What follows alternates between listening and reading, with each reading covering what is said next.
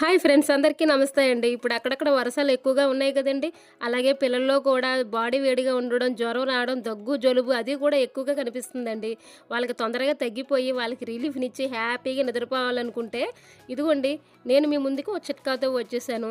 ఒక తమలపాకుని తీసుకోండి. పెనం పైన అటు ఇటు లైట్‌గా వేడి చేయండి. ఆ తర్వాత ఖాళీ బౌల్ తీసుకొని కొబ్బరి నూనె అండి 3 టేబుల్ స్పూన్ అయితే వేసుకొని స్టవ్ పైన బాగా మరిగించాలండి.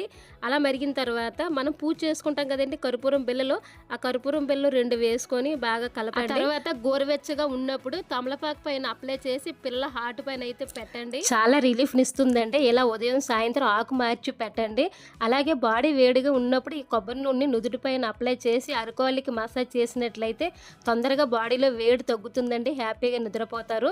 ఫుల్ వీడియో కింద లింక్ ఇచ్చాను ఫ్రెండ్స్. అలాగే కొత్తగా ఎవరైనా చూస్తే సబ్స్క్రైబ్ చేసుకొని లైక్ చేయడం మర్చిపోకండి.